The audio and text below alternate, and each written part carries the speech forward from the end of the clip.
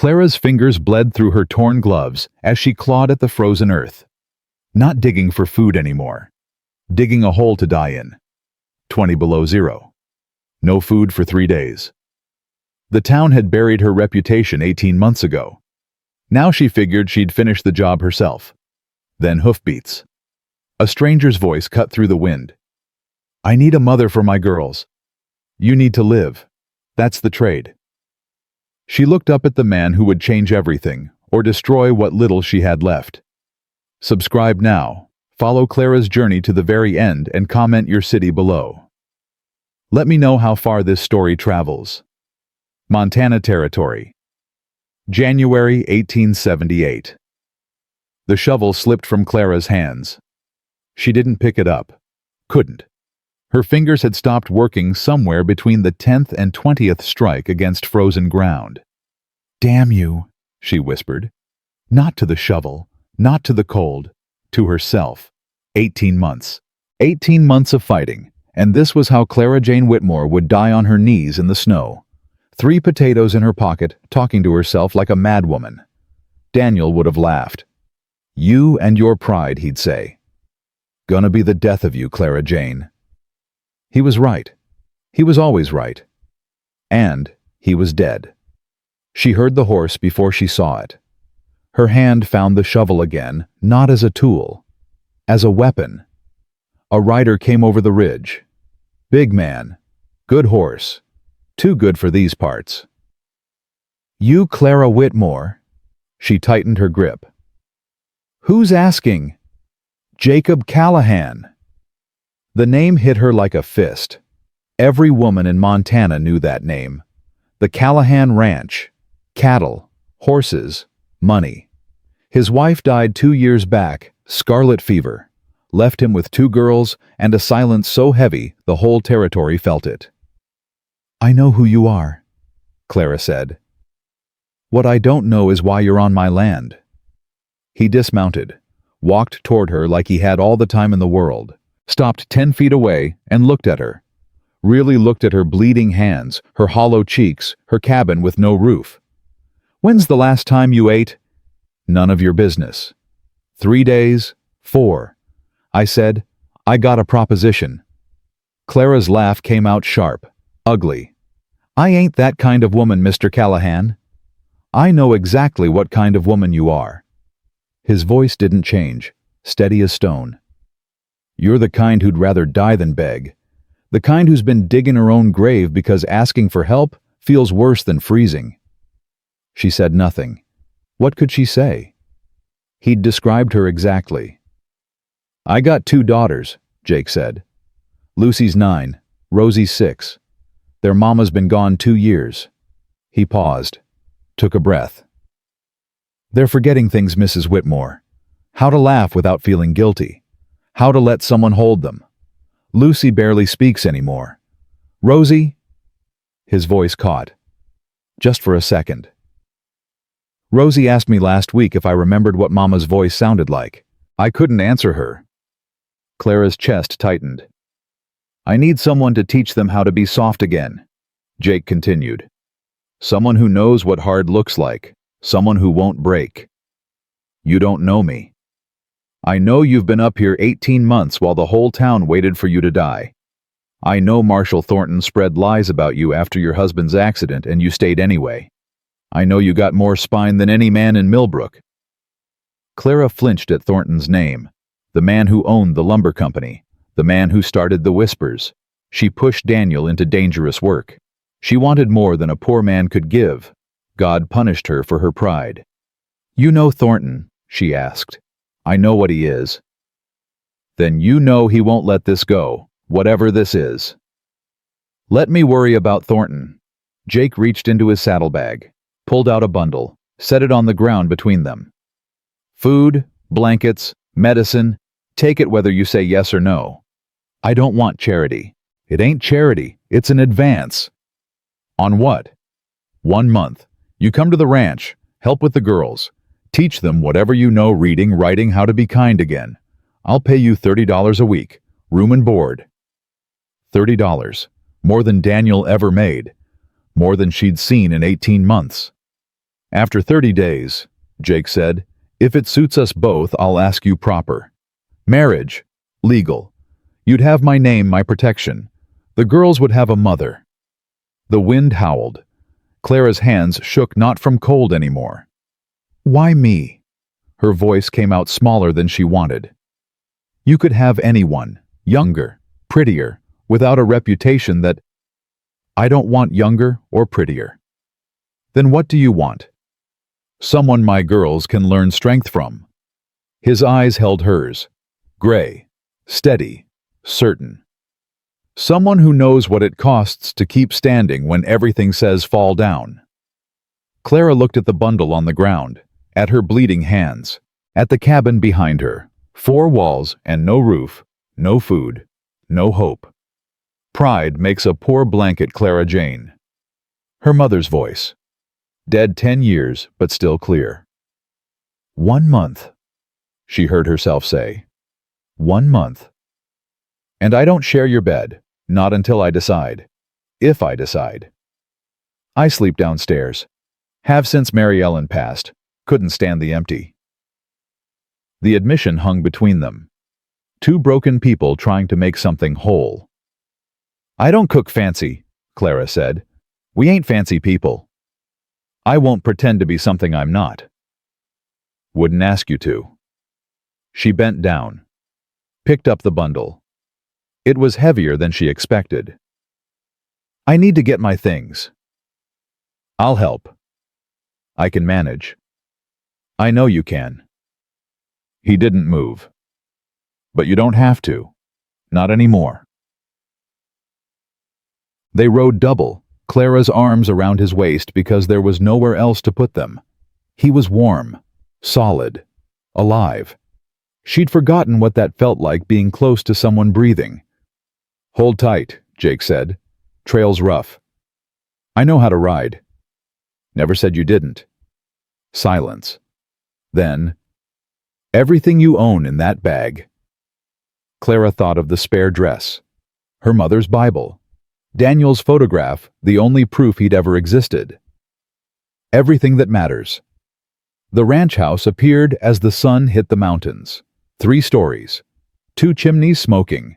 Windows glowing warm. It's big, Clara said.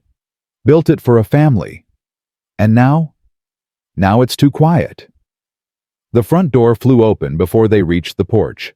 A blur of blonde curls and pink wool came racing across the snow. Papa!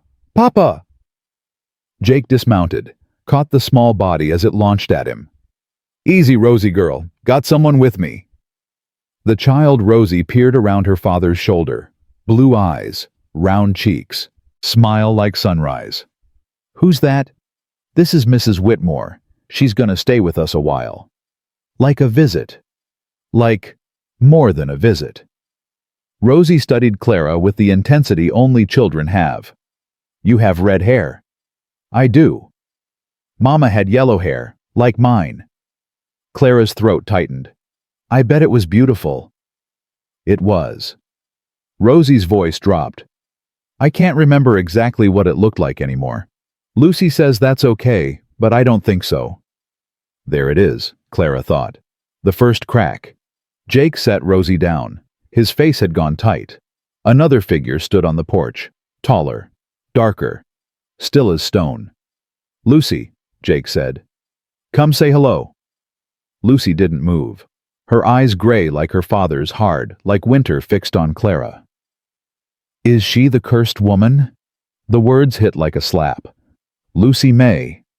Mrs. Patterson said so. At church. Said she drove her husband to his death and God punished her. Clara felt the old anger rise, pushed it down.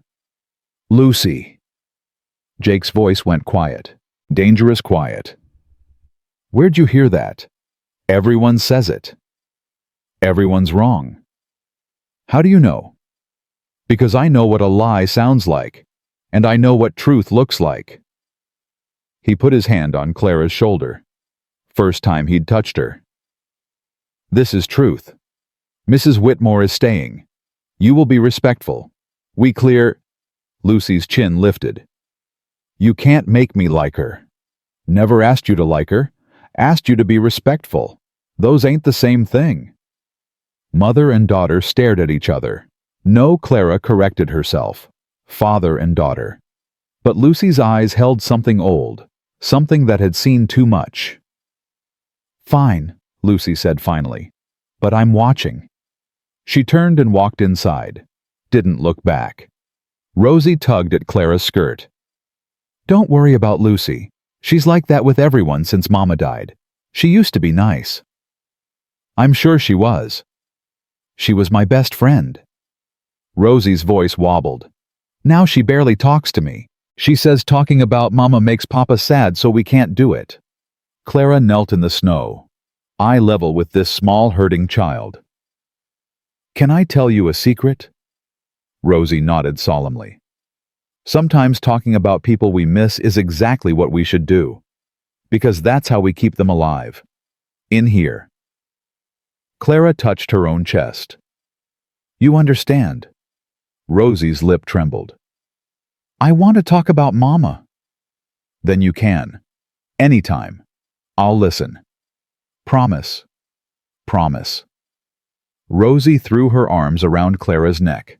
Small. Fierce. Holding on like Clara might disappear. Clara hugged back. Careful. Gentle. Like holding something made of glass. Over Rosie's shoulder she saw Jake watching. His face was stone, but his eyes were wet.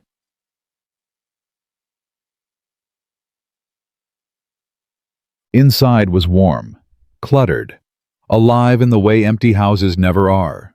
Toys scattered on floors, drawings pinned to walls, a rocking horse in the corner with one ear chewed off. "Mr. Boots did that," Rosie explained, following Clara's gaze. "He's my bear. He eats things. Bears do have appetites.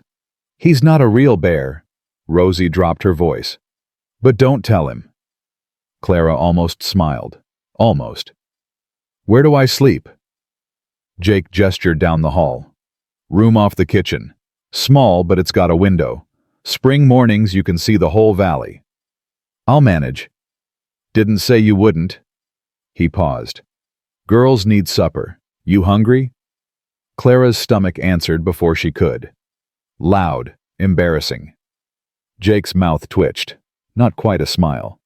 "I'll take that as a yes."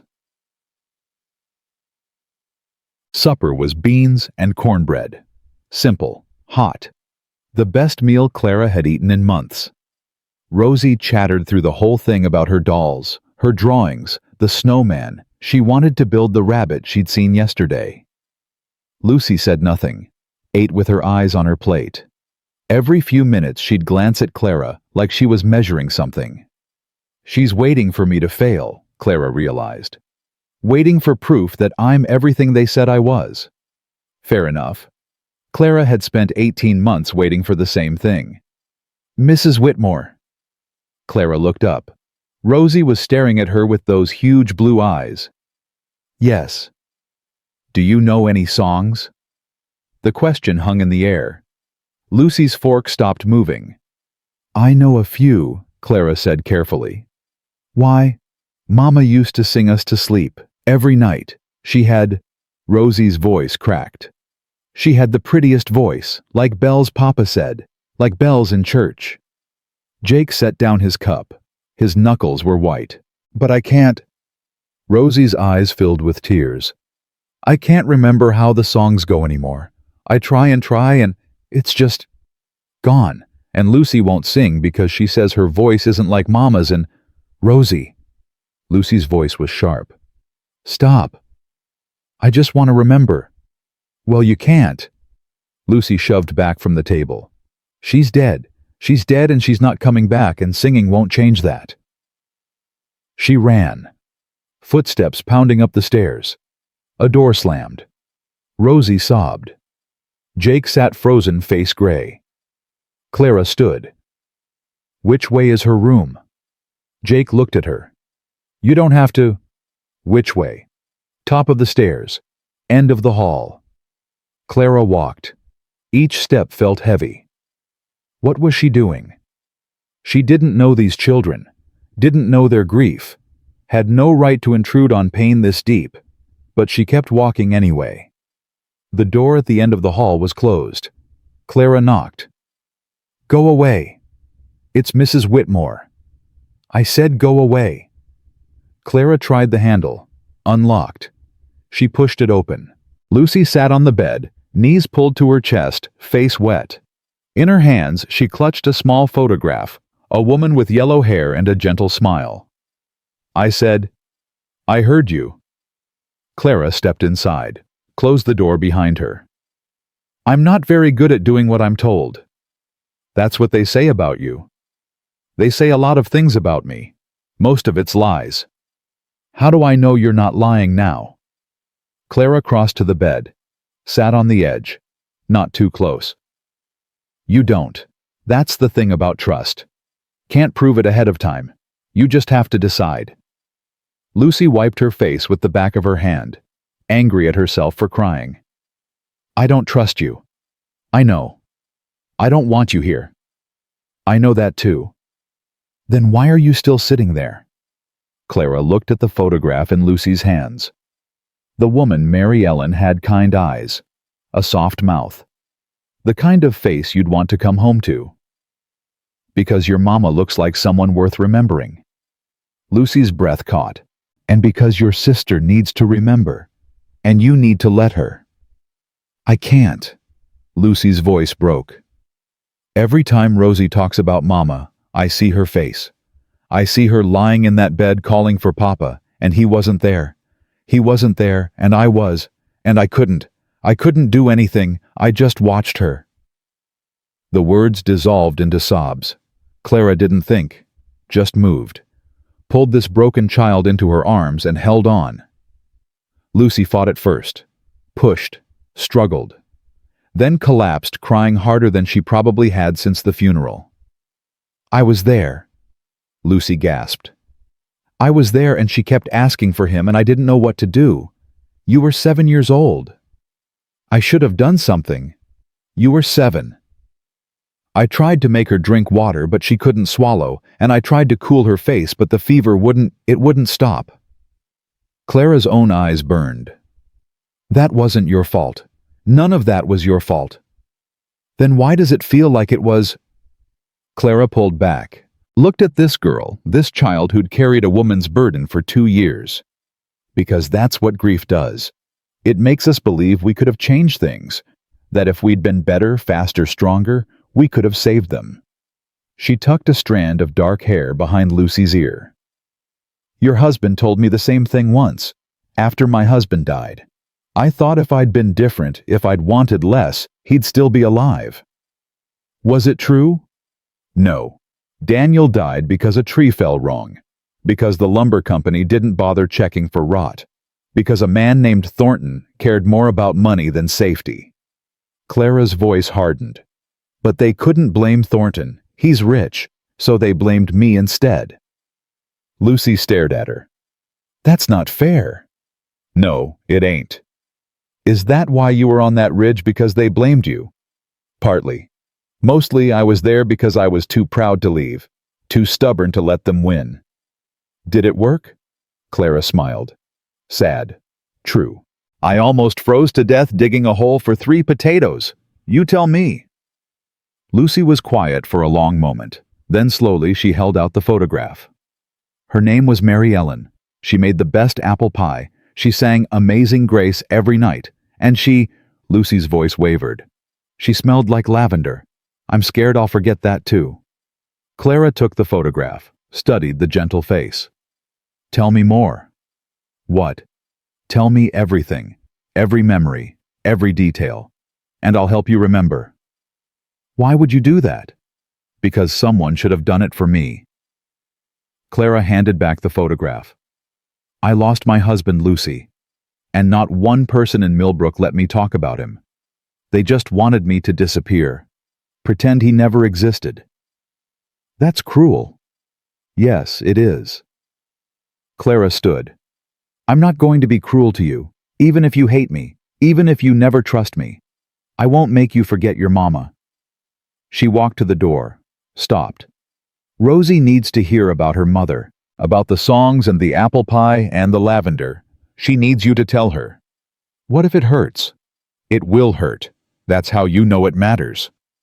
Clara opened the door. Mrs. Whitmore. She turned. Lucy's face was still tear-streaked, but something had shifted. Not trust, not yet. Something smaller. An opening. Thank you for not pretending. Clara nodded once, then walked out and closed the door behind her. Downstairs, Jake waited in the kitchen. Rosie had been put to bed. Clara could hear her small voice upstairs talking to someone. Lucy, probably. She okay? Jake asked. No, but she will be. Jake's jaw tightened. What she said about being there when Mary Ellen I didn't know. She never told me. She was 7. She watched her mother die and didn't know how to say it. Jake pressed his palms flat on the table. His shoulders shook. I wasn't there. I know. 3 days ride away. Chasing a cattle deal I didn't need. I thought there would be time. There never is. He looked up at her.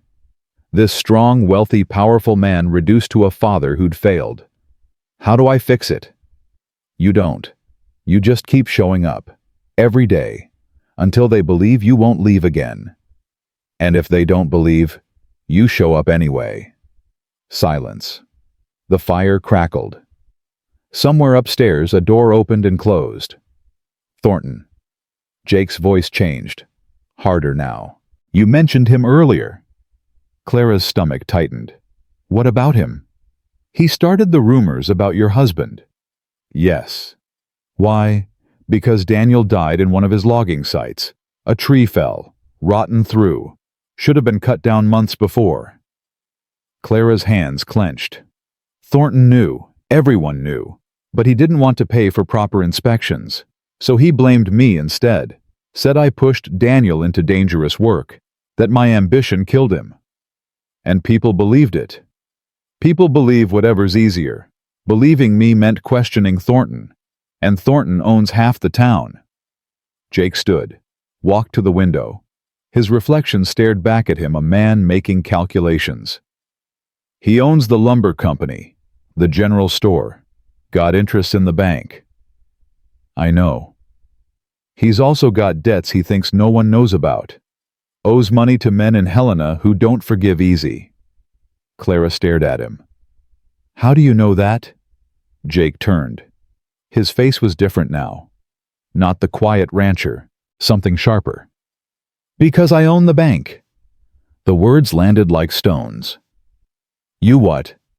The bank, the freight company, half the cattle operations in the territory. He said it simply, factually. I kept it quiet. People treat you different when they know you've got money. I didn't want different. I wanted to raise my girls in peace. Clara sat down slowly. Her legs had stopped working. You're rich. On paper. Why didn't you tell me? Wanted you to say yes for the right reasons. Not because I could buy you a big house and fancy dresses. Clara laughed. Couldn't help it.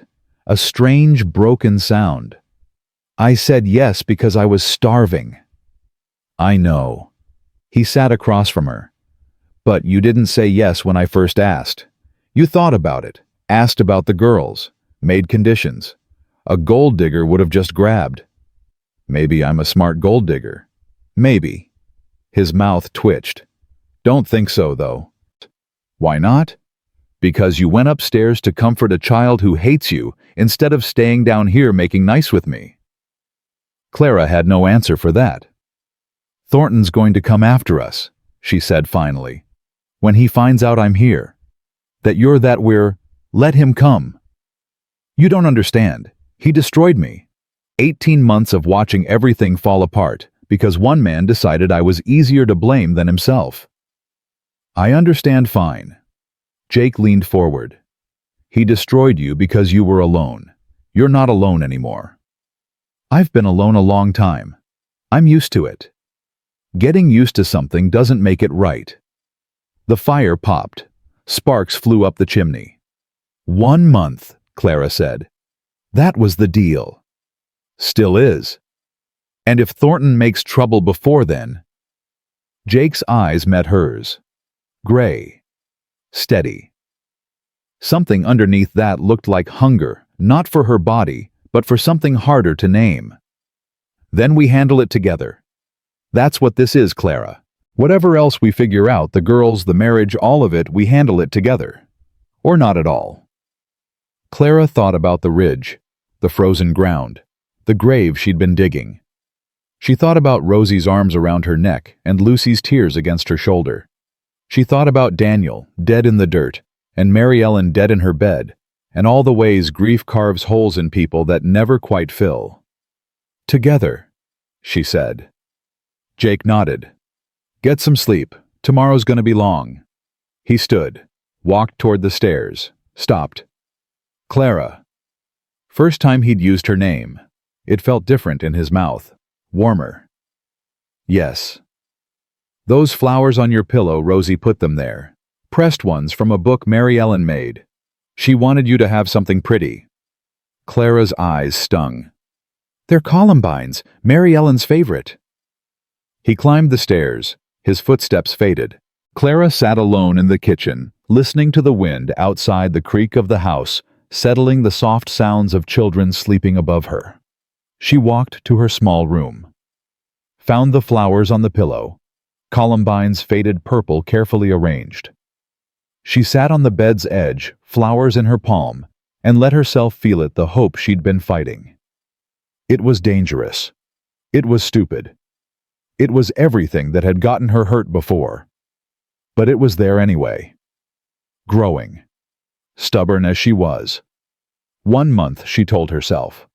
See what happens. Outside, the storm arrived. Wind screaming. Snow piling against windows. Inside, Clara lay down, pressed flowers in her hand, and slept. Tomorrow would bring trouble. Lucy's walls. The town's whispers. Thornton's shadow. But tonight, for the first time in 18 months, she wasn't alone. Tonight, that was enough. Morning came cold and bright. Clara woke to the smell of coffee and the sound of small feet running overhead. For a moment, she forgot where she was. Reached for Daniel beside her. Found empty air. Then it came back. The ranch, the girls, the bargain. She dressed quickly, checked her reflection in the small mirror by the window. Hollow cheeks, dark circles, hair that hadn't seen a proper brush in weeks. You look like death, she told herself. Act like you don't. In the kitchen, Jake stood at the stove, flipping pancakes with the ease of a man who'd done it 1,000 times. Didn't take you for a cook, Clara said. Had to learn. Girls needed to eat. Most men would have hired someone. Most men ain't me. He slid a plate across the table. Sit. Eat. I can make my own. I know you can. But you don't have to. There it was again, that phrase. Clara sat. The pancakes were good. Better than good. She ate 3 before she realized how hungry she still was. More. I'm fine. You're lying. I'm polite. Jake almost smiled. Almost. Girls'll be down soon. Lucy's slow in the mornings. Rosie's? The kitchen door burst open. Rosie flew in, still in her nightgown, blonde curls wild. You're still here. Clara blinked. Where else would I be? I don't know. People leave sometimes. I wanted to make sure. Rosie climbed onto the chair beside Clara, pressed close.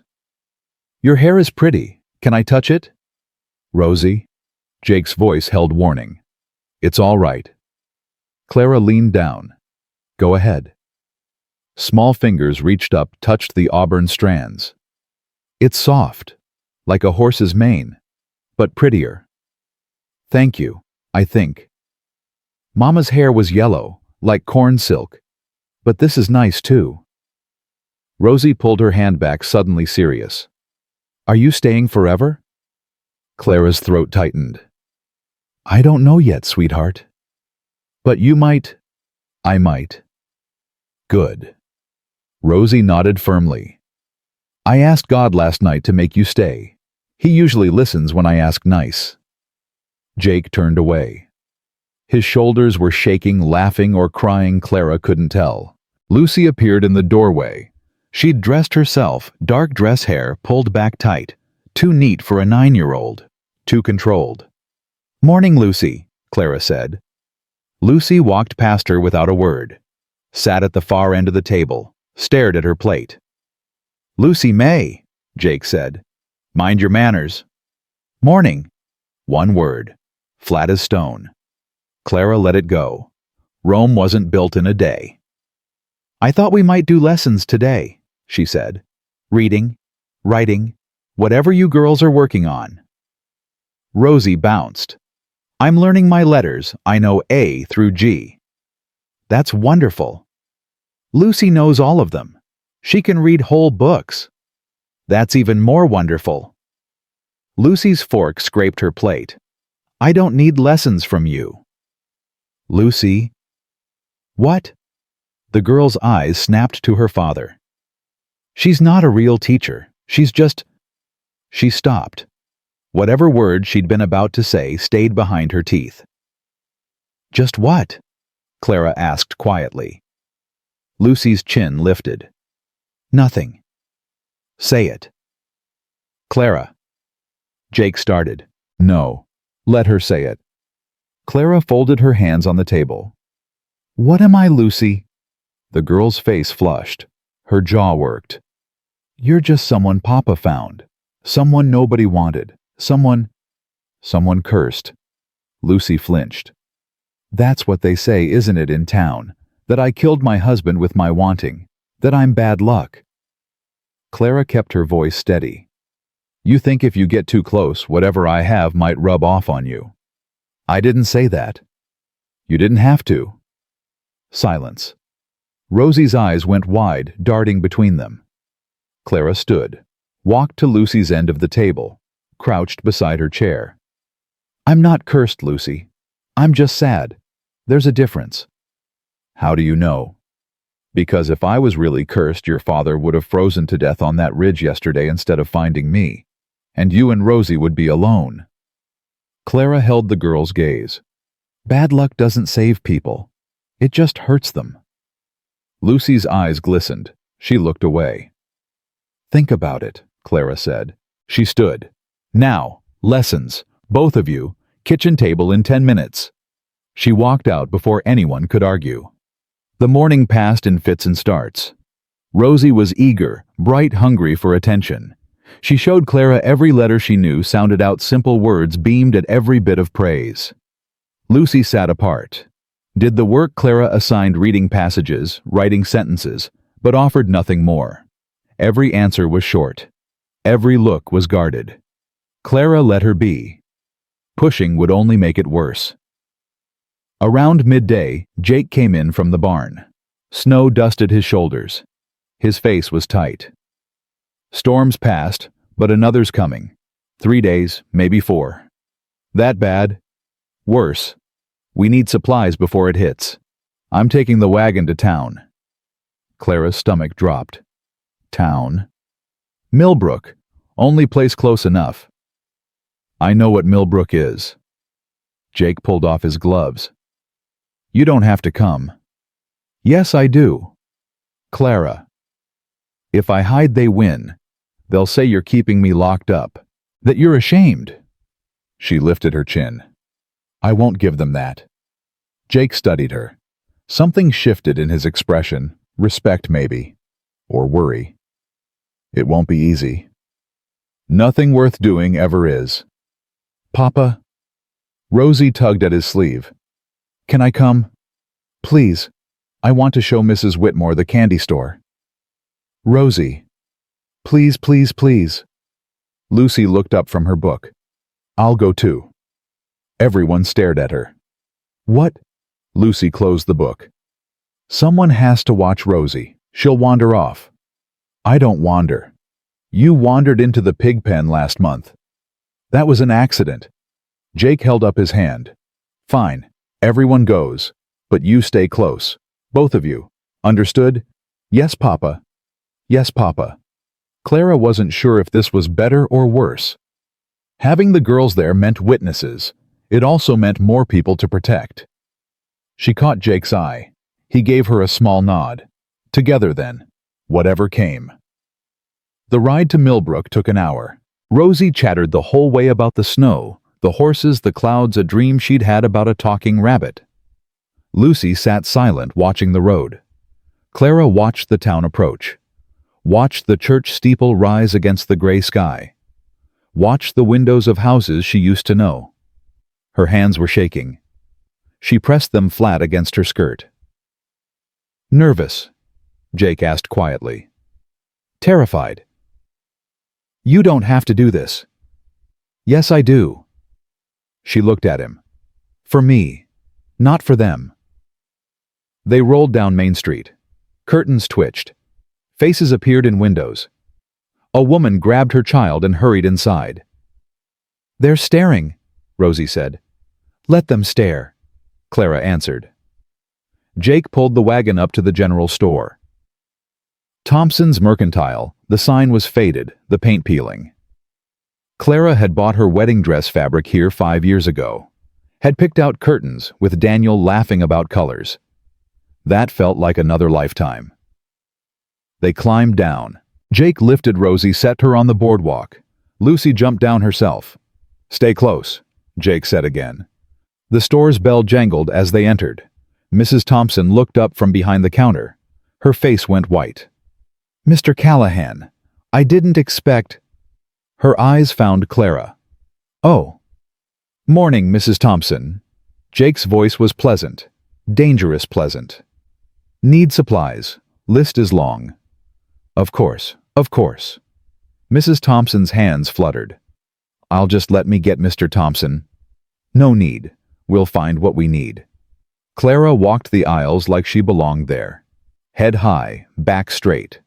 She could feel eyes on her, Mrs. Thompson's and others too. A man by the flour bins. A woman examining fabric. She selected sugar, coffee, flour. Each item a small victory. Mrs. Whitmore. Clara turned.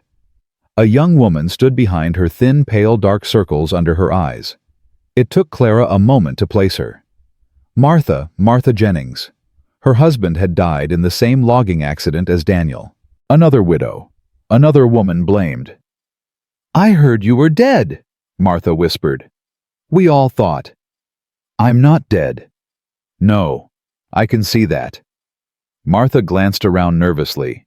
You shouldn't be here. Thornton's men are everywhere. They'll tell him, let them. You don't understand. He's gotten worse. Since you left, Martha's voice dropped. He's done things. To the other widows. Made sure no one would hire us, house us.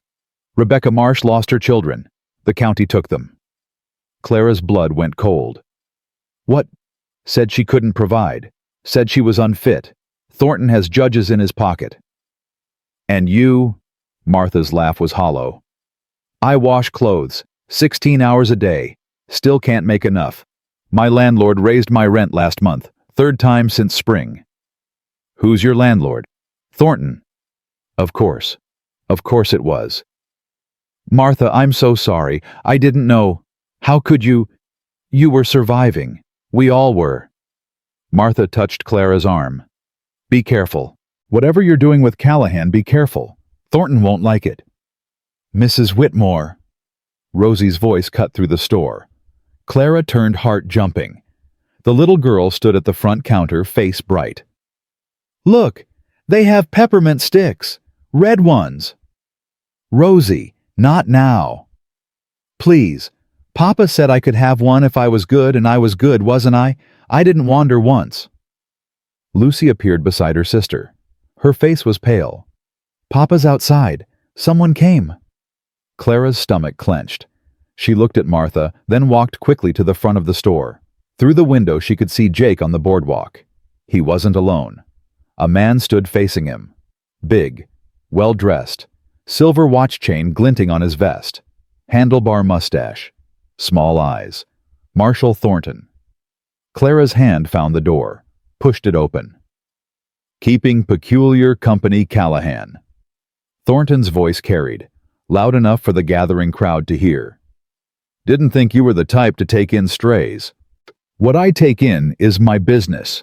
Jake's voice was ice. Is it, when the stray in question has a reputation, that'd make a saloon girl blush? Watch your mouth, Thornton, or what you'll glare at me some more. Thornton laughed. You've got money, Callahan. I'll give you that. But money doesn't make you respectable, and neither does that woman. Clara stepped onto the boardwalk. Mr. Thornton? He turned.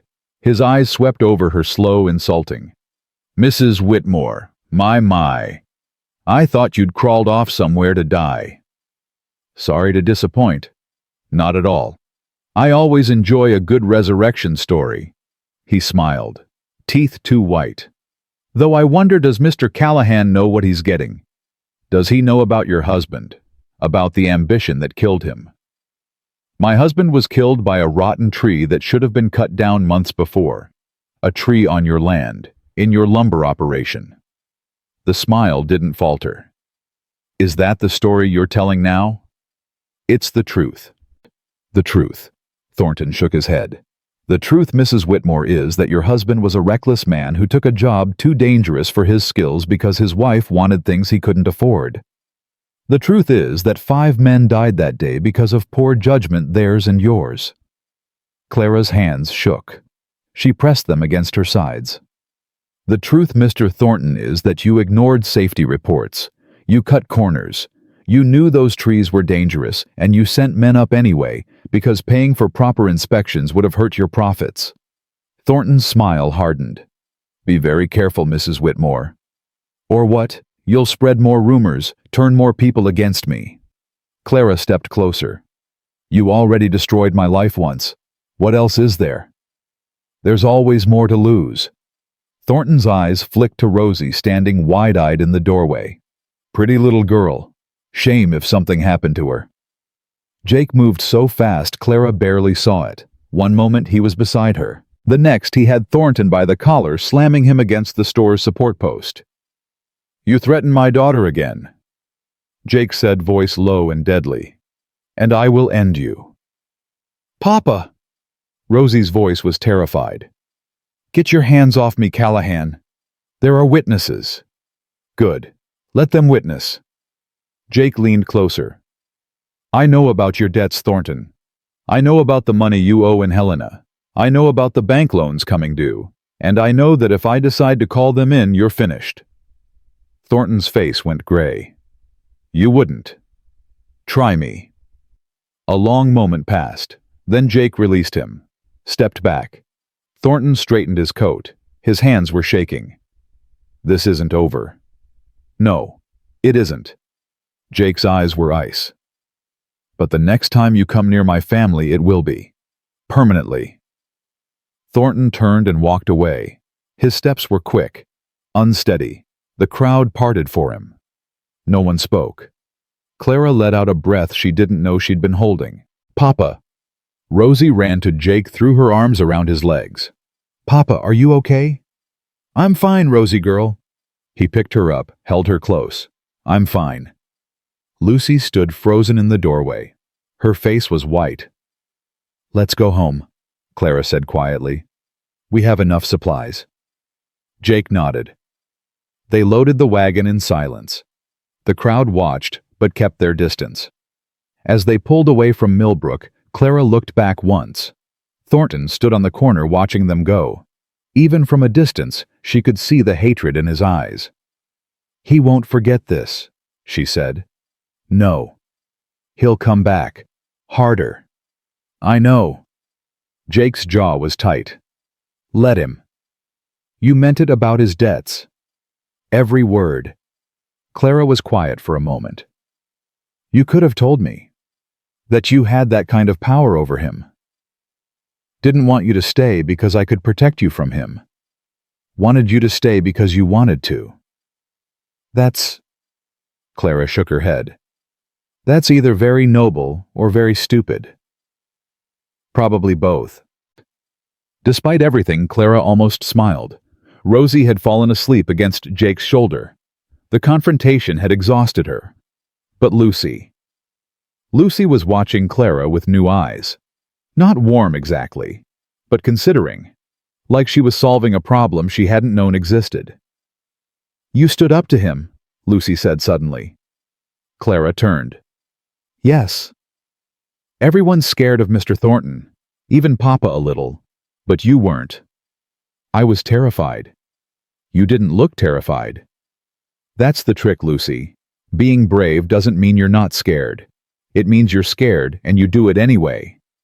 Lucy was quiet for a long moment. Then, "He said bad things about you." "Yes." "Were they true?" "Some of them. Twisted, but some." Clara chose her words carefully. "I did want things. A better life. A school for children in remote areas. I did push Daniel to work harder, earn more. But I didn't push him into that specific job. He chose that himself because he believed in my dreams." "Do you blame yourself?" Clara looked at this girl, this sharp, wounded watching girl. "Every day, but I'm learning not to, because blame doesn't bring him back. It just keeps me stuck." Lucy considered this. Then she did something unexpected. She moved closer, sat beside Clara on the wagon bench, not touching, but near. "I blame myself for Mama too," she said quietly, "even though I know I shouldn't." "I know. Does it get better?" "Slowly, with time, with people who understand." Lucy nodded, said nothing more, but she didn't move away either. That night after the girls were in bed, Clara and Jake sat in the kitchen. A single lamp burned between them. "He'll retaliate," Clara said. "Probably." "Soon?" "Hard to say. He's scared now, but scared men do stupid things." "What kind of stupid things?" Jake was quiet for a moment. "When Mary Ellen died, Thornton came to me. Offered to buy the ranch. Said a man alone with 2 small children couldn't manage such a large operation." "What did you tell him?" "I told him to go to hell." "And he accepted that?" "Not exactly. Fences got cut. Cattle went missing. Barn caught fire twice." Jake's voice was flat. "Nothing I could prove. Nothing the sheriff would touch." "But it stopped. Eventually. I think he got distracted. Other targets." Jake looked at her. "You. The other widows." Clara thought of Martha, of Rebecca Marsh, whose children had been taken, of all the women Thornton had crushed while she'd been hiding on that ridge. "I should have stayed," she said. "Fought back. You would have died. At least I would have died standing." "No." Jake's voice was sharp. "Dead is dead. You can't fight back from a grave." "So what do we do? Just wait for him to come after us?" "No, we prepare, we build. We make sure that when he strikes, we're ready." "How?" Jake reached across the table. His hand covered hers, rough, warm, calloused. "Together. That's how." Clara looked at their hands. At this man who'd found her dying and offered her a life. "Why do you trust me?" she asked. "You barely know me." "I know enough." "That's not an answer." "It's the only one I've got." He withdrew his hand. "Get some sleep. Tomorrow we start building." "Building what?" "Whatever we need to survive." Clara watched him walk away, heard his footsteps on the stairs, listened to the house settling around her. She thought about Thornton's face when Jake had slammed him against the post, about Lucy moving closer on the wagon bench, about Rosie's arms around her neck that morning, about the word Rosie had used so casually when they'd arrived home. "Mama Clara, can I have a cookie before bed?" Mama Clara? Clara hadn't corrected her, hadn't known what to say. Now, alone in the kitchen, she pressed her hand to her chest and felt her heart beating hard. Mama Clara. It was too soon, too fast, too much.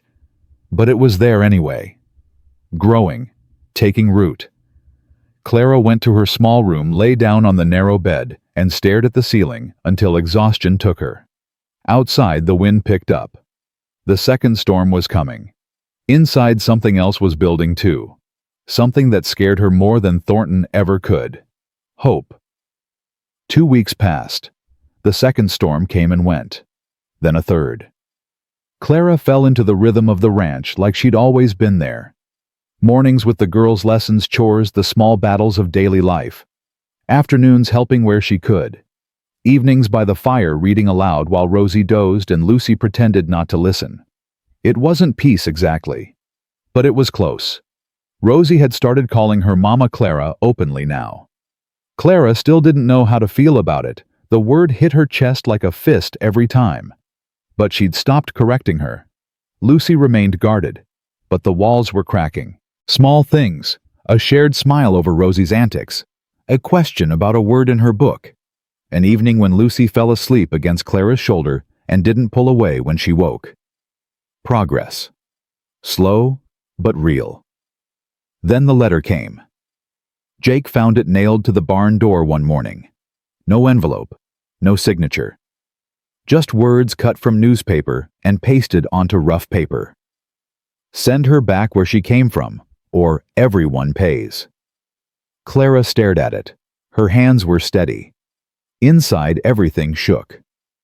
Thornton, she said. Probably.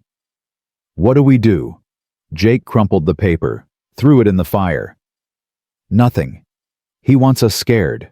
We don't give him that. Jake. I said nothing. His voice was hard. Final. We live our lives. We don't hide. That's how we win. But the letters kept coming. One a day. Then two. Each one uglier than the last. Cursed woman brings cursed luck. Your daughters deserve better than a murderer's widow. Send her away or watch everything burn. Clara burned them before the girls could see. But the weight of them stayed, pressed on her chest like stones. Day 20 of her arrangement. 10 days left to decide. She'd already decided. Had decided somewhere between Rosie's hugs and Lucy's slow thawing, and the way Jake looked at her across the dinner table like she was the answer to a question he'd been afraid to ask. But now she wondered if deciding was enough. If love, if that's what this was, could survive what was coming. The answer came on a Sunday. They went to church, all four of them. Clara's first time in Millbrook since the confrontation with Thornton. Jake insisted. Let them see, he said. Let them see, we're not afraid. Clara wore her best dress, the blue calico Jake had bought her. Rosie held her hand. Lucy walked beside her father, chin high, eyes forward. They looked like a family. Clara's heart ached with how much she wanted that to be true. The church fell silent when they entered, every head turned, every eye fixed on Clara. She walked down the aisle like she was walking to her own hanging, found a pew near the front, sat with her back straight and her hands folded, and her heart pounding so hard she was sure everyone could hear it. Reverend Patterson. Mrs. Patterson's husband, the one whose wife had called Clara cursed, stood at the pulpit. His face was gray. Brothers and sisters, he began, and his voice shook. Before we begin today's service, there's a matter that needs addressing. Clara's stomach dropped. Jake's hand found hers. Squeezed.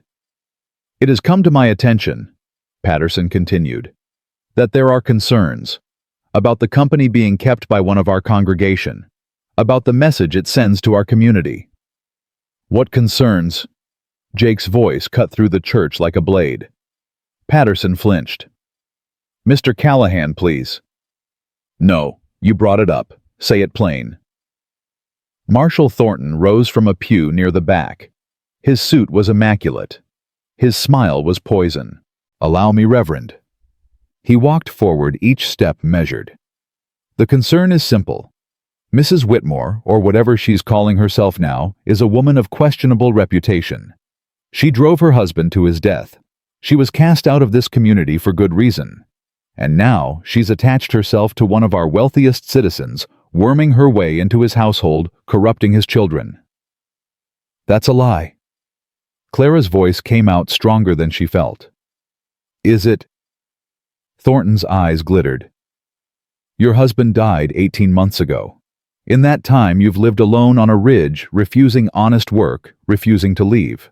Why? What were you waiting for? I wasn't waiting for anything.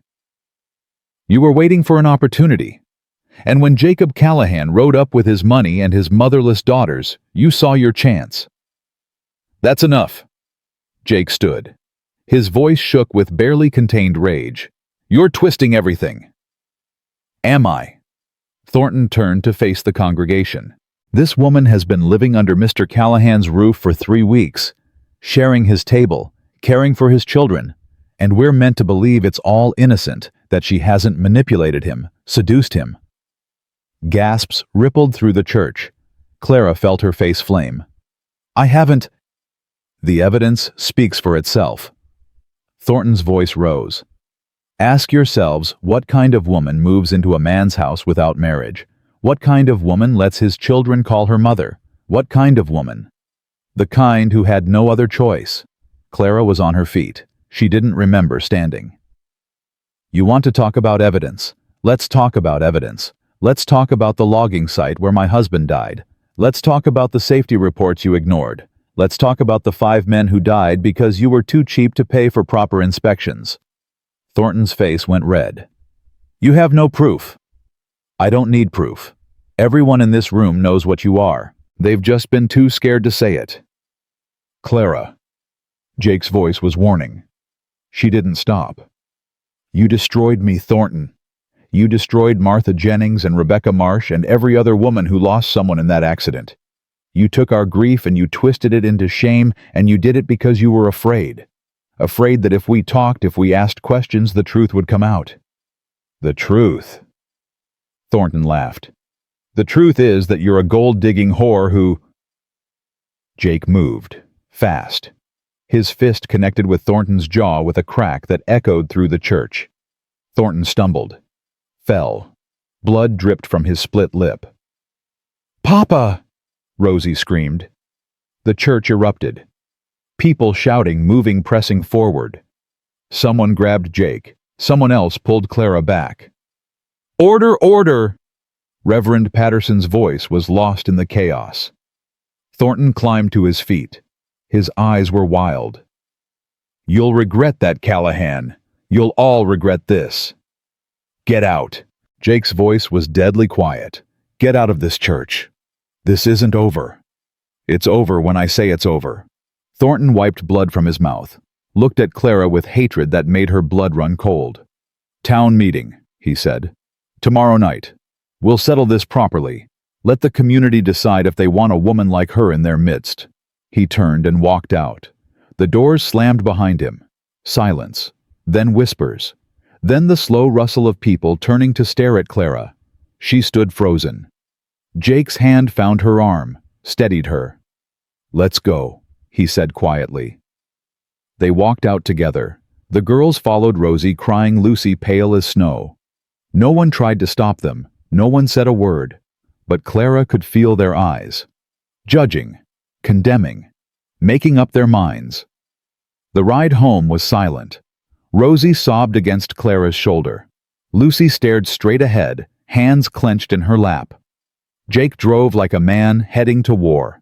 When they reached the ranch, Clara helped the girls inside. Settled Rosie with warm milk. Sat with Lucy until the color returned to her face. Then she found Jake in the barn, saddling his horse. Where are you going? Town. Need to think. Jake. I shouldn't have hit him. His hands moved mechanically, tightening straps. Lost my temper. Gave him exactly what he wanted.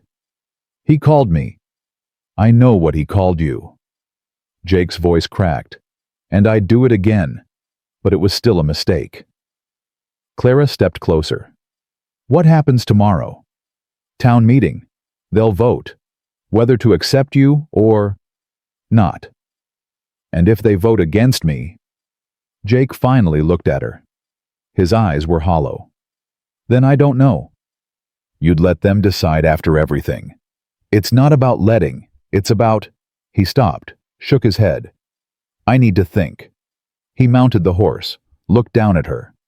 Stay with the girls. I'll be back before dark." Then he was gone. Clara stood in the barn, listening to the hoofbeats fade. Her chest felt hollow, scraped out. She thought about the town meeting, about standing before all those faces that had already decided she was guilty, about Jake, who'd punched a man for her honor, but couldn't say what would happen if the town turned against her. She thought about Rosie crying in the church, about Lucy pale and silent. She thought about leaving, walking away, ending this before it destroyed them all. Then she went inside and cooked dinner and pretended everything was fine. The girls knew it wasn't. Rosie barely ate. Lucy kept glancing at the door, waiting for her father to return. "Is Papa coming back?" Rosie asked. "Of course he is." "Promise?" Clara hesitated. She'd learned not to make promises she couldn't keep. "He said before dark, he'll be here." But dark came, and Jake didn't. Clara put the girls to bed, read to them from the Bible. Mary Ellen's Bible, the one Jake kept on the mantel, sang a hymn when Rosie asked, her voice rough and uncertain. "That was pretty," Rosie murmured, half asleep. "Different from Mama's, but pretty." Clara's throat closed. She kissed Rosie's forehead, tucked the blankets tight. Lucy was still awake, watching her. "He's not coming back," Lucy said. "He'll be back." "You don't know that. People say things and then they don't do them." Clara sat on the edge of Lucy's bed. "Your father is a man of his word. He said he'd be there when Mama died. He wasn't." The words hung in the air, sharp as knives. "Lucy, I'm not blaming him. I understand now. Things happen. But I'm not going to pretend everything's okay when it isn't." Lucy's eyes were too old, too knowing. "Something bad is going to happen tomorrow. I can feel it." "We don't know that." "Yes, we do. Mr. Thornton wants to hurt us, and the town will let him because they're scared." Clara had no answer, because Lucy was right. "Whatever happens," Clara said finally, "I want you to know something. These past 3 weeks being here with you and Rosie, they've been the best weeks I've had in a very long time." Lucy's expression shifted. Something cracked. "I didn't want to like you," she whispered. "I know. I thought if I liked you, I'd forget Mama." "You won't forget her. Ever. Loving new people doesn't erase the old ones. It just makes room." Lucy's eyes filled. She blinked hard, fighting them back. "What if they make you leave?" Clara couldn't lie. Not to this girl who'd seen too much truth already. "Then I'll go. But not because I want to. Because I don't have a choice." "That's not fair." "No, it isn't." Lucy was quiet for a long moment. Then she did something she'd never done before. She reached out and took Clara's hand. "I don't want you to go," she said. "I was wrong before. You're not cursed. You're just sad. Like me." Clara's vision blurred. She squeezed Lucy's hand. "Go to sleep, sweetheart. Whatever tomorrow brings, we'll face it together."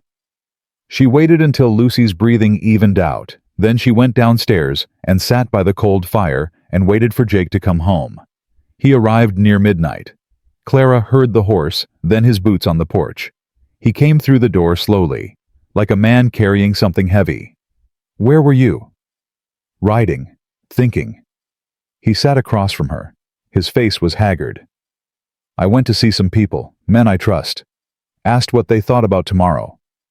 And they're scared, Clara. Everyone's scared of Thornton. He owns too much, controls too much." "What about you? Are you scared?" Jake met her eyes. "Terrified." "Of Thornton. Of losing you." Clara's heart stopped, started again. "Then fight for me." "I will. I swear I will. No matter what they say, no matter how they vote. No matter what." She wanted to believe him, needed to believe him, but she'd believe Daniel too. And Daniel was dead. "Tomorrow," she said. "We'll see." She went to bed alone. Lay awake for hours, listening to Jake's footsteps below, pacing. The town meeting was held in the church. Same church where everything had fallen apart. Clara walked in with her head high, Jake beside her. The girls stayed home with Ruth Wilson, a neighbor who'd offered without being asked. The church was packed, every seat filled, people standing against the walls, faces Clara recognized, faces she didn't, all watching, waiting. Thornton stood at the front bandage on his jaw where Jake had hit him. His eyes found Clara immediately, held. Reverend Patterson called the meeting to order. "We're here to discuss a matter of community concern," he said. His voice was thin, weak. "Mr. Thornton has raised questions about the presence of Mrs. Whitmore in our community." "Not questions," Thornton interrupted. "Facts. This woman is a danger, a curse on decent folk. She destroyed one man, her husband, and now she's worming her way into another family. Are we going to stand by and let it happen?"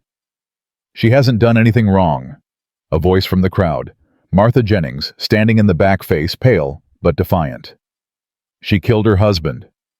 "Her husband died in your logging operation. Maybe we should be asking questions about that instead." Murmurs rippled through the room. Thornton's face reddened. "This meeting isn't about me." "Maybe it should be." Martha stepped forward. "Daniel Whitmore wasn't the only man who died that day. My husband did too, and Rebecca's, and 3 others, all in the same accident, all in the same rotten section of forest that should have been cleared months before." "That's speculation. It's the truth. You knew those trees were dangerous. You sent men up anyway because it was cheaper than doing it right." The murmurs grew louder, people shifting, looking at each other. Thornton's composure cracked. "This woman is trying to deflect. She's the one on trial here, not me. No one's on trial." Reverend Patterson's voice wavered. "We're simply discussing. We're discussing whether to drive out a woman who's done nothing but try to survive." Martha's voice rose. "A woman who lost everything and still kept going. A woman who's better than half the people in this room." "Enough!" Thornton's shout echoed. "I've heard enough. Let's put it to a vote. All in favor of demanding Mrs. Whitmore leave our community, raise your hands." Clara watched the hands go up, slowly at first, then faster. Half the room, more. Her heart sank. All opposed. Fewer hands, Martha's, a few others. Not enough. Clara felt the world tilt. "Mr. Callahan." Thornton's voice was silk over steel. "You haven't voted. Where do you stand?" Everyone turned to look at Jake. He stood frozen. His face was white. His hands shook at his sides. Clara watched him, waited, willed him to speak. "Say something, anything. Tell them they're wrong. Tell them you choose me." Jake opened his mouth. Nothing came out. The silence stretched. 1 second. 2. 10. Clara felt something inside her die. "Jake," she whispered. He looked at her. His eyes were wild, lost, like a man drowning. His voice cracked. "I can't. What, Mr. Callahan?" Thornton's smile was triumphant. "Can't defend her, can't stand against your neighbors, or can't admit you made a mistake bringing her here. That's not. Your silence speaks for itself." Thornton turned to the crowd. "Even the man who took her in can't find words to defend her. That tells us everything we need to know." Clara stepped back, then again. "Clara." Jake reached for her. "Don't." Her voice was ice. "Don't touch me. Please. Let me explain." "Explain what?" "That when it mattered, when I needed you to stand, you couldn't." I froze. "I don't know why." "I do." Clara's eyes burned. "Because in the end, I'm not worth the risk. Not worth your reputation. Not worth fighting for." "That's not true. Then why didn't you speak?" Jake had no answer. Clara turned and walked toward the door. The crowd parted. No one stopped her. "Clara," Jake's voice broke. "Clara, please." She didn't look back. The cold hit her like a wall. Snow was falling thick, heavy, blinding. The worst storm of the winter, and she was walking into it. She didn't care. She walked, one foot in front of the other, away from the church, away from the town, away from the man who'd promised to stand beside her and then stood silent when it counted. Her feet found the road out of town, the road to the ridge, to her cabin unfinished, frozen, but hers. The wind screamed. The snow swallowed her footprints as fast as she made them. She heard hoofbeats behind her. Didn't stop. "Clara!" Jake's voice, desperate, close. "Clara, stop! You'll die out here." "Maybe that's better." He caught up to her, dismounted, grabbed her arm. "Let go of me." "No, not until you listen." I listened. In that church I listened to nothing, because you said nothing. I know, and I'm sorry. Sorry. Clara wrenched free. Sorry doesn't fix this. Sorry doesn't undo what just happened. They voted to drive me out and you stood there like a statue. It wasn't about you. Then what was it about? Jake's face crumpled. "Mary Ellen." Clara stopped. "When she was dying." Jake said, voice raw. "She begged me to come home. Sent word 3 times. I kept saying I was on my way. Kept saying I'd be there. But I was too far. Too late. By the time I arrived, she was in the ground." He was shaking now. Not from cold. "The last thing I promised her was that I'd be there. And I wasn't. I failed her. I fail everyone I try to protect." Jake. When I stood in that church, all I could see was her face, asking why I didn't come, why I wasn't there. And I couldn't speak.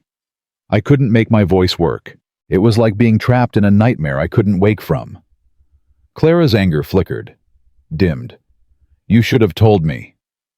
How do you tell someone that you're broken, that the thing they need most, someone to stand for them, is the thing you can't do? You do it anyway, because that's what trust means. Jake's head dropped. "I know. God, I know." The wind howled around them. Snow piled on their shoulders. "I'm still leaving," Clara said. "Don't." "I have to. After tonight, staying would only make things worse. For you, for the girls." "I don't care about the town." "But I do. I care about Lucy growing up with whispers following her. I care about Rosie losing friends because of me. I care about you losing everything you've built because you chose wrong." "You're not wrong. You're the best thing that's happened to us." "Then prove it." Clara's voice hardened. "Not with words, with actions. Find a way to fix this. Find proof about Thornton. Take him down. Then maybe I'll come back. And if I can't, then at least you'll know you tried." She started walking again. Into the storm. Into the dark. This time, Jake didn't follow. Clara woke to the smell of wood smoke and the sound of someone humming. For a moment, she didn't know where she was. Her body ached. Her hands were numb. Her feet felt like they belonged to someone else. Then the memories crashed back. The church, the vote, Jake's silence, walking into the storm. She tried to sit up and gasped. "Easy there, child. You've been out for 2 days." A woman's face swam into view. Old, weathered, kind eyes behind wire-rimmed spectacles. "Who?" "Hattie Brennan.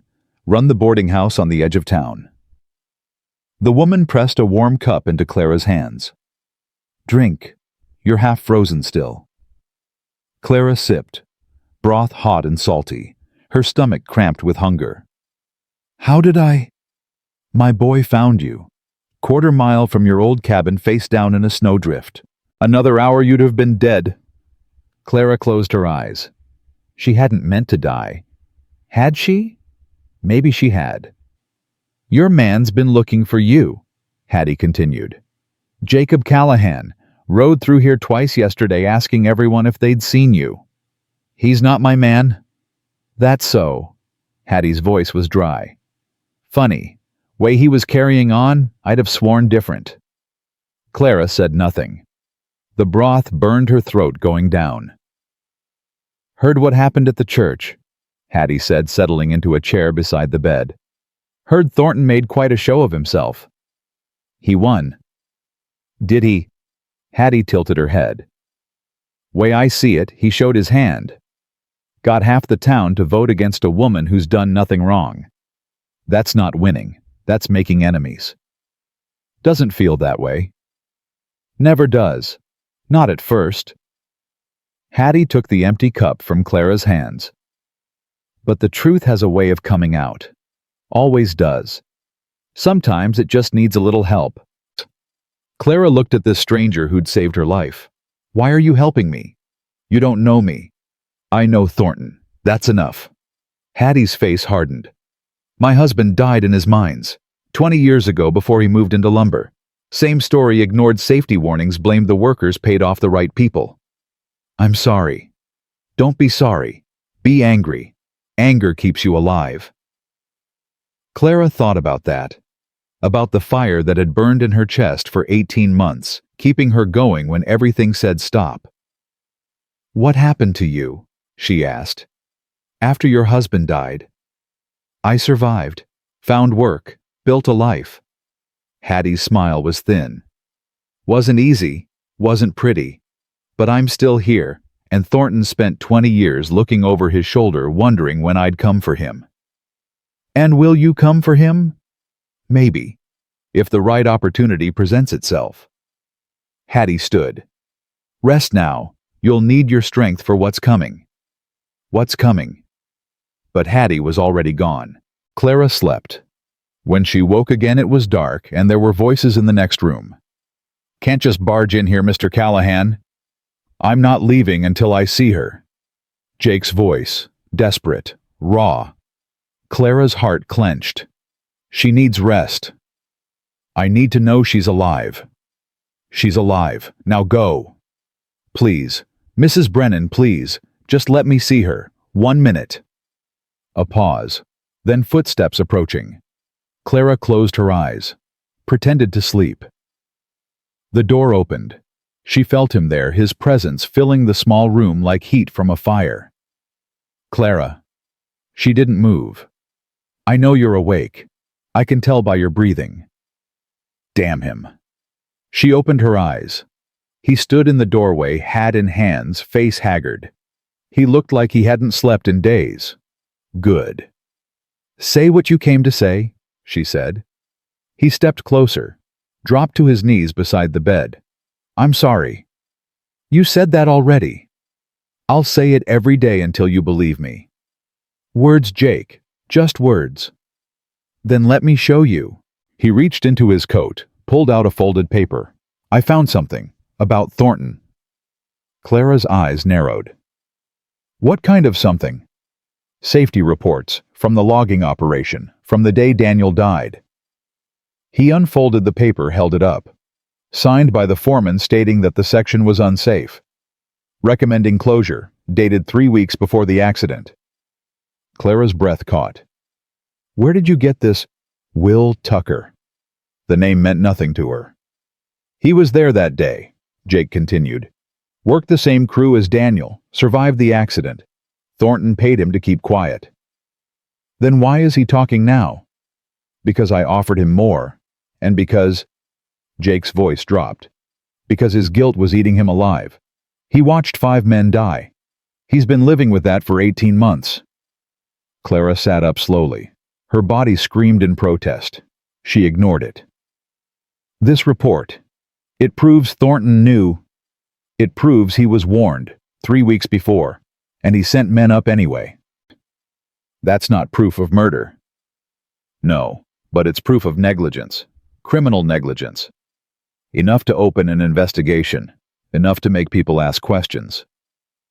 Clara stared at the paper. At the words that could change everything. Why? She asked. Why now? Why not before? Because before I was hiding. From grief. From responsibility. From everything that mattered. Jake's eyes met hers. You changed that. I didn't do anything. You survived. When everything said die, you kept living. That's not nothing. That's everything. Clara's throat tightened. She looked away. It's not enough, she said. One report. Thornton will say it's forged. He'll say Tucker was paid to lie. I know. That's why I'm going to Helena. Helena? County records, court archives. If Thornton's been doing this for years and Hattie says there's more evidence, more reports, more witnesses. That could take weeks. Then it takes weeks. Jake stood. But first I need to know you'll be here when I get back. Clara looked at him. This man who'd failed her when it mattered most. Who'd stood silent while her world collapsed. Who was now kneeling before her offering everything he had. Why should I trust you? You shouldn't. I haven't earned it. His voice cracked. But I'm asking anyway. Not because I deserve it. Because I need the chance to prove I can be better. And if you fail again, then I'll keep trying until I don't. Clara was quiet for a long moment. The fire crackled. The wind howled outside. The girls, she said finally. What about Lucy and Rosie? Ruth Wilson's watching them. She'll stay until I get back. They must be terrified. They're angry. At me. Jake's jaw tightened. Lucy said she said I let you down, just like I let Mary Ellen down. She's right. Clara thought about Lucy, about that fierce wounded girl who'd finally started to trust. She needs you, Clara said. They both do. They need you too. Jake, I know you don't owe us anything. I know I have no right to ask, but those girls, his voice broke. They love you, Clara. Even Lucy, though she'd never admit it. If you leave, it won't just hurt me. It'll destroy them. The words hit her like a physical blow. She thought about Rosie's arms around her neck, about Lucy's hand reaching for hers in the dark, about the word that had slipped out so naturally, Mama Clara. I'll stay, she said, until you get back, but after that you decide. Whatever you choose, I'll accept it. He stood, walked to the door, stopped. Clara. Yes. I love you. The words hung in the air. Simple, raw, true. Clara said nothing, but something in her chest, something frozen and dead, started to thaw. Jake left. The door closed behind him. Clara lay back against the pillows and stared at the ceiling until morning came. 3 days later, she was strong enough to walk. Hattie helped her dress. Gave her a coat warm, well-made, nothing like the threadbare thing she'd left behind. Where will you go? The ranch. The girls need me. And Callahan? He's in Helena, looking for evidence. Hattie nodded slowly. Good man, that one. Broken, but good. I thought you didn't like men. I don't like weak men.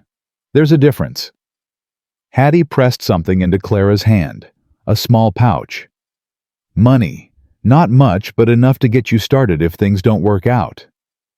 Clara tried to give it back. I can't. You can, and you will. Hattie's grip was firm. Consider it an investment. In a woman, I think might change this town someday. Clara's eyes burned. Why do you believe in me? Because you remind me of myself. 40 years ago. Before I learned to hide. Hattie smiled, the first real smile Clara had seen from her. Don't make my mistakes, child. Don't let the bastards win. Clara hugged her, quick, fierce. Then she walked out into the cold. The ranch was quiet when she arrived. No smoke from the chimney, no movement in the yard. Clara's stomach dropped. She ran to the door, pushed it open. Lucy, Rosie! Nothing. She searched the house. Empty. Beds unmade. Breakfast dishes still on the table. Something was wrong. Clara! She spun. Ruth Wilson stood in the doorway, face white, eyes wild. Ruth! Where are the girls? They're gone. Thornton's men came this morning, took them. The world tilted. What? Said there was a concern. Said the county had questions about the children's welfare. They had papers, legal papers. Where did they take them? I don't know. I tried to stop them, but there were 3 of them, and they had guns. Clara didn't wait to hear more. She was already running. She found Thornton at his office in town, walked in without knocking. He looked up from his desk, smiled. Mrs. Whitmore, what a pleasant surprise. Where are they? Where are who? The girls. Lucy and Rosie. What have you done with them? Thornton leaned back in his chair. I'm sure I don't know what you're talking about. Your men took them, this morning. Ruth Wilson saw everything. Ah, that. Thornton's smile widened. A county matter, I'm afraid. Questions have been raised about Mr. Callahan's fitness as a father, abandoning his children to chase after you. Clara's blood went cold. You can't do this. I can do whatever I want, Mrs. Whitmore. I have friends in high places, judges, officials, people who understand how the world works. Those children have done nothing wrong. Of course not. They're victims. Victims of a father who put his own desires above their welfare. Victims of a woman who inserted herself into their lives for her own gain. Clara stepped closer. Her hands were shaking.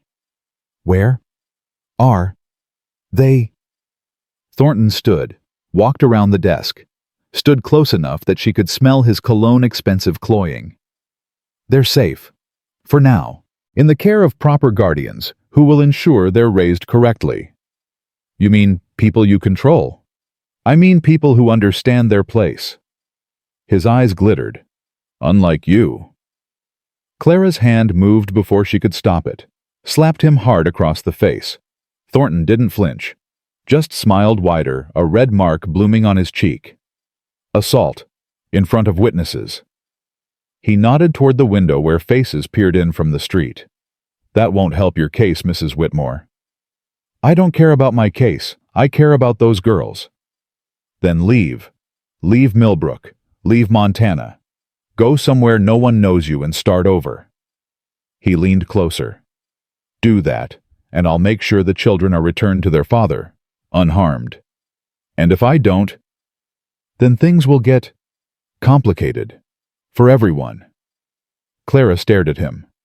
This man who had destroyed her life once already, who was now holding 2 innocent children hostage to destroy it again. You're a monster. I'm a businessman. There's a difference. Thornton walked back to his desk. You have 24 hours, Mrs. Whitmore. After that, my generosity ends. Clara turned and walked out. She didn't go far, just to the telegraph office where she sent a message to Helena, to Jake. 3 words. Come home now. Then she waited. Jake arrived at dawn the next day, horse-lathered, face gray with exhaustion. Where are they? I don't know. Thornton won't say. I'll kill him? No, that's what he wants. Clara grabbed his arm. Think. He has judges in his pocket. Officials. If you go after him directly, he'll have you arrested. Then the girls will have no one. Jake's jaw worked. Then what do? We find proof, real proof. Something he can't deny or dismiss. I found some, in Helena, more reports, more witnesses, but it'll take time to build a case. We don't have time. He gave me 24 hours. That was yesterday. Jake's face went white. Then we need a miracle. The miracle came in an unexpected form. Will Tucker arrived at the boarding house that evening, a thin man with haunted eyes and hands that shook when he spoke. I heard what happened, he said, with the children. Can you help? Clara asked. Maybe. There's something I didn't tell Mr. Callahan. Something I was too scared to say. Jake leaned forward. What? Tucker swallowed hard. The day of the accident, when the trees fell, Thornton was there. Clara's heart stopped. What do you mean there? I mean he came to inspect the site, that morning, before the men went up. He saw the reports, saw the rot. and he told the foreman to send them up anyway. That's... Jake's voice shook. That's not negligence. That's murder. I know. Tucker's eyes filled with tears. I've known for 18 months. I watched him give the order. I watched those men climb up knowing what was going to happen. And I said nothing. Why? Clara demanded. Why didn't you say anything? Because he paid me. Because he threatened my family. Because... Tucker broke down. Because I was a coward, and every day since I've wished I'd died with them. Clara looked at Jake. Jake looked at her. Will you testify? Jake asked. In front of witnesses, in front of the whole town. Tucker wiped his face. Yes, God help me, yes. I can't carry this anymore. It might not be enough, Clara said. Thornton will say you're lying, that we paid you. Then we need more witnesses, Jake said. The foreman, the other workers who were there that day. Most of them are dead or gone. Not all of them. Tucker straightened. I know where to find 2 others, men who saw what I saw, men who've been hiding just like me. Hope that dangerous thing flickered in Clara's chest. How long will it take? A day, maybe 2. We don't have a day. Then we make time. Jake stood. His face had changed. No longer gray with fear. Hard now, determined. I'm going to see Thornton. Jake, not to fight, to negotiate, to buy us the time we need. He won't listen. He will if I give him what he wants. Clara's blood chilled. What does he want? Me, out of his way. I'll offer to sell him the bank, the cattle operations, everything. That'll keep him talking. You can't. I can, and I will. Jake's eyes met hers. None of it matters, Clara. Not the money, not the businesses. Only the girls matter. And you. He was gone before she could argue. Clara paced the boarding house for hours, waiting, praying, bargaining with a God she wasn't sure she believed in anymore. Hattie brought her tea, sat with her in silence. He'll be all right, Hattie said. You don't know that. No, but I know men like him. They don't break easy. Everyone breaks eventually. True, but some people break open instead of breaking down, and when they do, they become something stronger. Clara thought about that, about all the ways she'd been broken, about what she'd become because of it. What if it's not enough? She asked. What if we get the witnesses, build the case, and Thornton still wins? Then we try again, and again, and again, until we win or we die trying. That's not very comforting. Wasn't meant to be. Hattie's smile was grim. Comfort is for people who've given up. You haven't given up yet. No, she hadn't. And she wasn't going to. Jake returned near midnight. His face was drawn, but there was something new in his eyes, something like triumph. He agreed. To what? 3 days. I told him I needed time to draw up the papers for the sale. He believed me. And the girls? Still in his custody, but he promised they won't be harmed, not while the negotiation is ongoing. Clara let out a breath. 3 days. Is that enough? It'll have to be. Jake sat heavily in a chair. Tucker's gone to find the other witnesses. If he's back in time, he will be. You sound sure. I have to be. Doubt won't help us now. Jake looked at her. Really looked. You've changed. Have I? When I found you on that ridge, you were ready to die. Now I have something to live for. Clara met his gaze. Those girls, this fight, maybe even you, though I haven't decided yet. Jake's mouth twitched, almost a smile. Fair enough. Jake. Yes. Whatever happens, thank you. For coming back. For fighting. I should have fought from the beginning. Yes, you should have, but you're fighting now. That counts for something. He reached out, took her hand. She let him. When this is over, he said, I'm going to ask you again, to marry me, to be a family. And if I say no, then I'll ask again, and again, until you say yes, or tell me to stop. Clara's heart ached. I might never say yes. Then I'll spend the rest of my life trying to change your mind. She squeezed his hand, said nothing. Some things didn't need words. Tucker returned on the second day. With him came two men, weather-beaten, haunted, carrying the same weight of guilt he carried. This is Samuel Crane and Joseph Bell, Tucker said. They were both there that day. They both saw Thornton give the order. Clara looked at these men, these witnesses who could bring down the most powerful man in Montana. Are you willing to testify in public in front of everyone? They exchanged glances. Then Crane nodded. We've been hiding long enough, he said. It's time to tell the truth. Even if it cost you everything. What have we got left to lose? Our names are already ruined. Our family's gone. All we have is the truth. Might as well use it. Clara felt something shift in her chest, a weight lifting, a door opening. Then we do it tomorrow, she said. At the church, in front of the whole town. Thornton will try to stop us, Jake warned. Let him try. Clara's voice was steel. This time, we're ready. That night, Clara didn't sleep. She sat by the window watching the stars, thinking about everything that had led to this moment. Daniel's death, her exile, the ridge, Jake's bargain, the girls, the storm, all of it leading here, to a reckoning 18 months in the making. Tomorrow everything would change, one way or another. She was ready. The church bells rang at noon. Clara stood at the back of the building, heart pounding, watching people file in. Word had spread fast, a public meeting called by Jacob Callahan to address matters of community concern. Thornton's spies had no doubt told him. He would be here. Ready. So was she. Jake stood beside her, Tucker and the other witnesses behind them. His hand found hers squeezed once. You don't have to do this, he said quietly. I can speak. No, this is my fight. Has been from the beginning. Our fight. Clara looked at him. This man who'd failed her and come back, who'd broken and was trying to rebuild. Our fight, she agreed.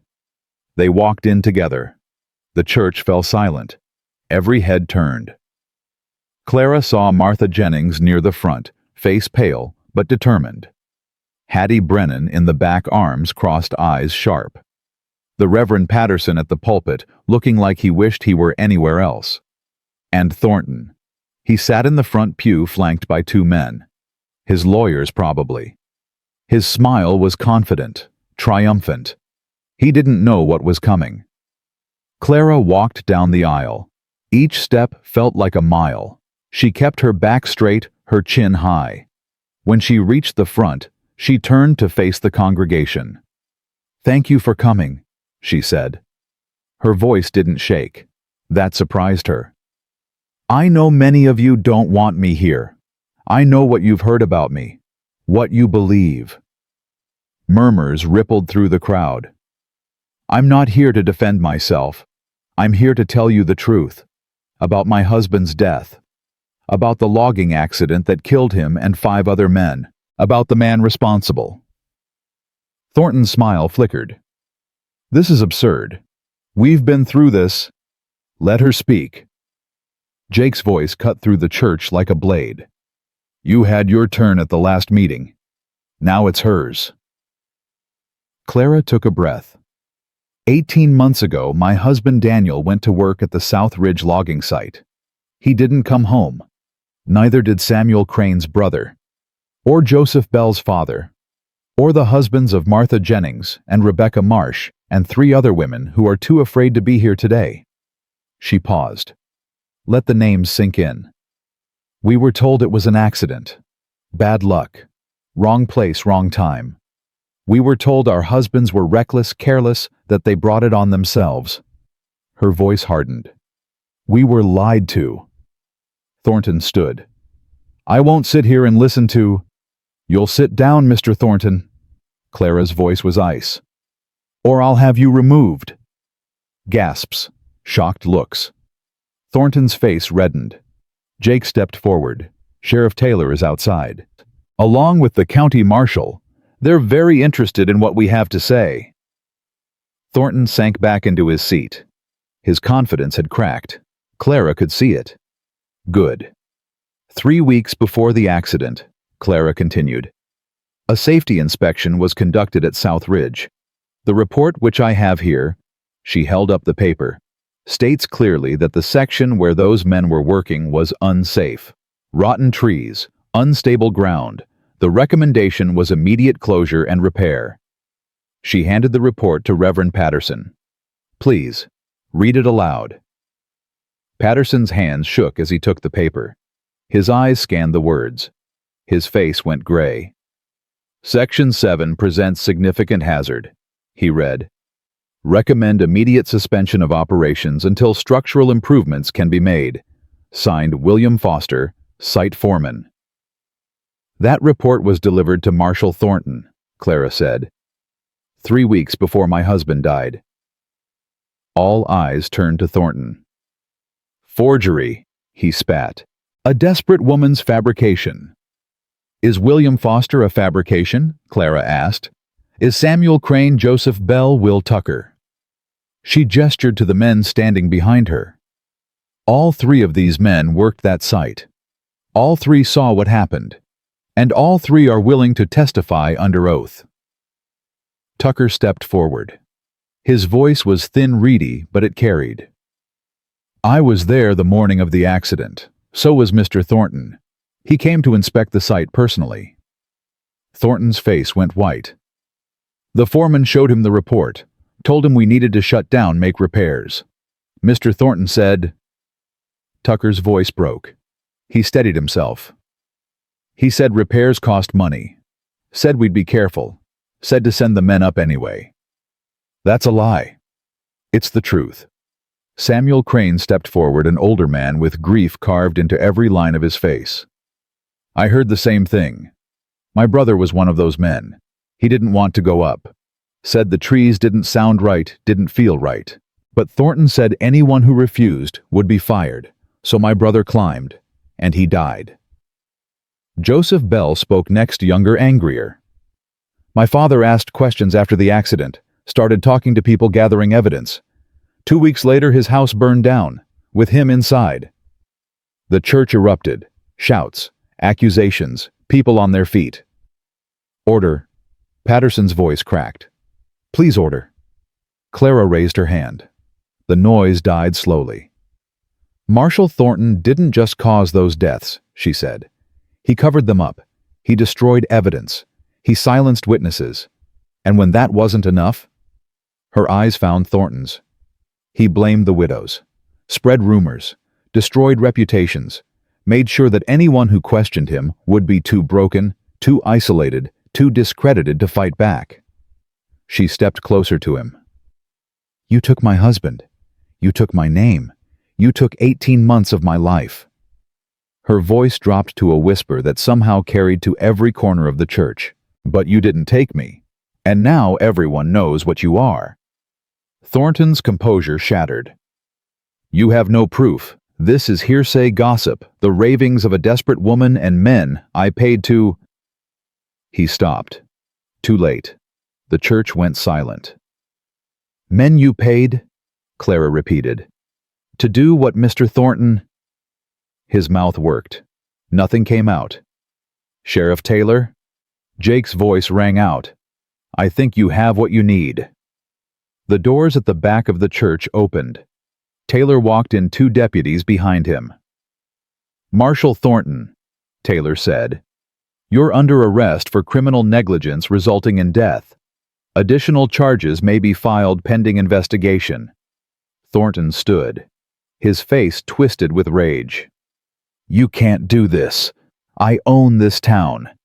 I own you. Not anymore." Taylor's voice was flat. "Hands, please." For a moment, Clara thought Thornton would run, or fight. His eyes darted around the church, looking for allies, finding none. Then his shoulders slumped. The fight went out of him. As the deputies led him away, he passed Clara. Stopped. "This isn't over," he hissed. "Yes," Clara said. "It is." He was gone. The church erupted again, but differently this time. Relief, joy, neighbors turning to neighbors, talking, crying, embracing. Martha Jennings pushed through the crowd, threw her arms around Clara. "Thank you, thank you." Clara held her tight. "Thank yourself. You spoke up when it mattered. Because you showed me I could." Others came. Other widows. Other families who'd lost someone to Thornton's greed. They touched Clara's hand, whispered gratitude, wept tears they'd been holding for too long. Through it all, Clara looked for one face. She found it at the edge of the crowd. Jake watching her with something in his eyes she couldn't name. She went to him. "We did it," she said. "You did it. We." She took his hand. Together. That was the deal. His fingers tightened around hers. Clara. The girls. She'd almost forgotten. Thornton's arrest. The children still in custody somewhere. Where are they? I don't know. But Thornton's people will scatter now. We need to find them before... Mr. Callahan. A boy pushed through the crowd. 12, maybe 13. Breathless. "There's people at the old Henderson place. Edge of town. They've got kids with them. 2 girls. Jake was moving before the boy finished speaking. They rode hard. Clara behind Jake on his horse, clinging to his waist as they flew over frozen ground. The Henderson place was abandoned. Had been for years. A sagging farmhouse, a collapsed barn. 3 men stood in the yard. They saw Jake coming and scattered 2 on foot, 1 on horseback. Jake didn't chase them. He jumped from the saddle, ran to the house, kicked in the door. Clara was right behind him. The house was dark, cold. It smelled like mold and fear. "Lucy, Rosie." A sound from the back room, muffled crying. Jake ran. Clara followed. They found them in what had once been a bedroom. Rosie huddled in the corner, face streaked with tears. Lucy standing in front of her, arms spread, protecting. "Papa." Rosie flew into Jake's arms. He caught her, held her so tight, Clara thought he might break her. Lucy didn't move. Her eyes, those old eyes, found Clara's. "You came," she said. "Of course I came." "They said..." Lucy's voice cracked. "They said no one was coming. That Papa had given us away. That we were going to live somewhere else and never see you again." Clara knelt, opened her arms. Lucy crashed into her, buried her face against Clara's shoulder, and sobbed raw, ugly, heartbroken sobs that seemed to come from somewhere deeper than her small body should hold. "I'm sorry," Clara whispered. "I'm so sorry. I should have been there. You're here now." Lucy's arms tightened. "Don't leave. Please, don't ever leave." Clara closed her eyes, felt this child, this fierce, wounded, wonderful child trembling against her. "I won't," she said. "I promise." And this time she meant it. They rode home slowly, Rosie asleep against Jake's chest. Lucy pressed close to Clara, refusing to let go. The ranch looked different somehow. Same house, same barn, same snow-covered fields. But different. It looked like home. Inside, Ruth Wilson had a fire going, food on the table. She took one look at the girls and burst into tears. "They're safe. Oh, thank God they're safe."